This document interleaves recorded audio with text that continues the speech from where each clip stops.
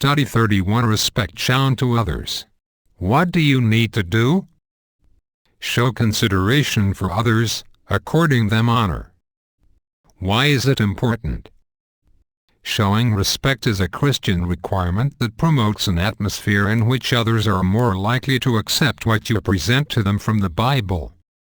The Scriptures tell us to honor men of all sorts and to speak injuriously of no one. 1 Peter 2:17, Titus 3:2, Indeed, every human we meet has come into existence in the likeness of God. James 3:9, Each person is someone for whom Christ died. John 3:16, and all deserve to hear the good news in order to act on it and be saved.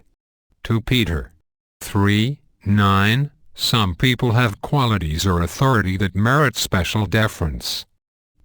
Why might some people try to excuse themselves from showing the sort of respect that the Bible encourages?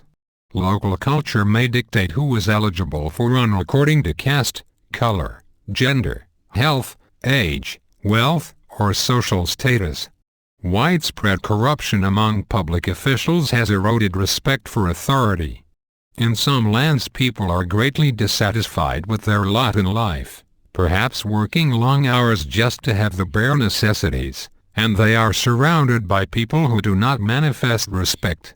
Youths experience peer pressure to join in rebellion against unpopular teachers and other authority figures.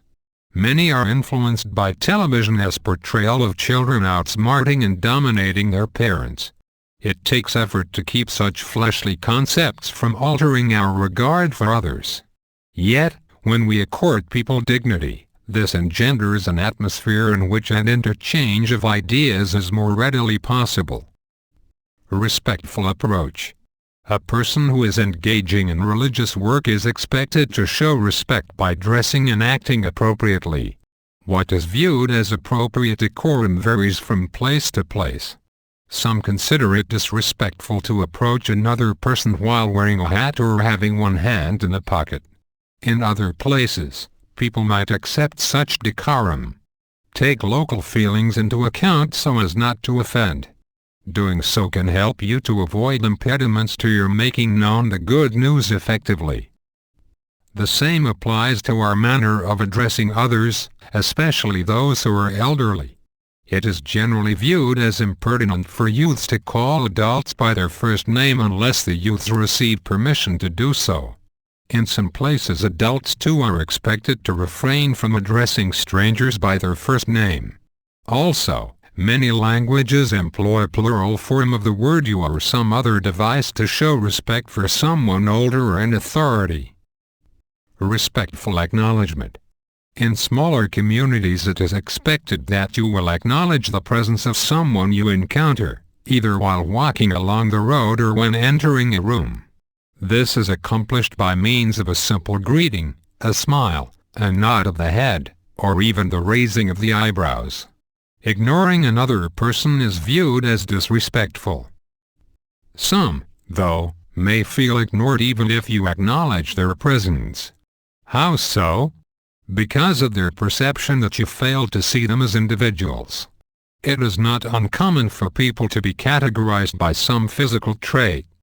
People with disabilities and health problems are often shunned. Yet, God's Word shows us how to treat such individuals with love and respect. Matthew 8:2-3, All of us are affected in some way by our inheritance of Adamic sin. Would you feel respected if others always identified you by your flaws? Would you not rather want to be recognized for your many positive qualities? Respect also involves acknowledging headship. In some places it is necessary to speak to the head of the house before witnessing to others in the household. Although our commission to preach and teach comes from Jehovah, we recognize that parents are the ones authorized by God to train, discipline, and direct their children. Ephesians 6:1-4. Hence, when calling it a home, it is usually appropriate to speak first to the parents before engaging children in any extended discussion. With age comes life experience that must be respected. Job 32, 6, 7. Acknowledging this helped a young pioneer sister in Sri Lanka who called on an elderly man. He at first objected to her visit, saying, "How can a youngster like you teach me the Bible?" But she replied, "Really, I didn't come to teach but to share with you something I learned that made me so happy I just have to tell others." The pioneer's respectful response aroused the man's interest. "Then tell me, what did you learn?" he asked. "I have learned how to live forever," she said. The elderly man began to study the Bible with Jehovah's Witnesses. Not all older people will voice a desire to be treated with such respect, but most will appreciate it. It is possible, however, to carry displays of deference too far.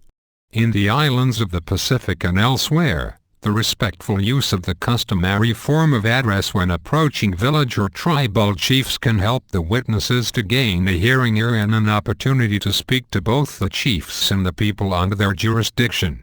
Yet, flattery is neither necessary nor proper. Proverbs 29:5. Similarly, a language may include honorifics as part of its grammar, but Christian respect does not require that these be multiplied excessively. Respectful delivery. The Bible urges us to explain the reason for our hope with a mild temper and deep respect. 1 Peter 3:15. So, although we might be able quickly to expose the flaws of another person's viewpoint, is it wise to do so in a manner that may deprive him of his dignity? Might it not be better to listen patiently, perhaps ask why he feels the way he does, and then take his feelings into account as we reason with him from the Scriptures? Respect like that shown in one-on-one situations should also be evident when addressing an audience from the platform. A speaker who respects his audience will not harshly criticize them, or exude an attitude that implies, "You could do this if you really wanted to." Speaking in such a manner only discourages others. How much better to view the audience as an assembly of people who love Jehovah and want to serve Him.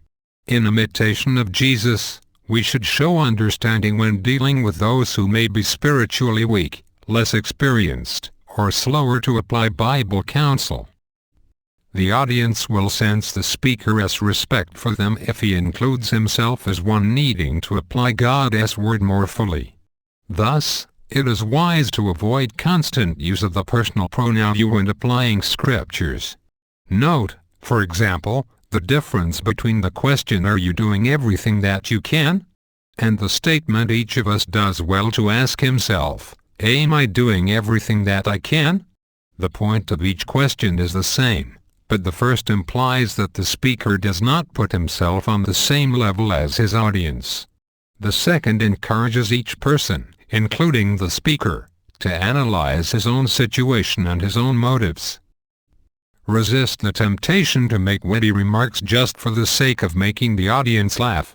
This detracts from the dignity of the Bible's message. True, we should take delight in our service to God. There may even be facets of our assigned material that are somewhat humorous. Yet, to reduce serious matters to laughing matters betrays a lack of respect for the audience and for God. May our approach, our demeanor, and our speech always demonstrate that we have come to view others the way that Jehovah has taught us to see them. How to do it. Recognize how Jehovah views people.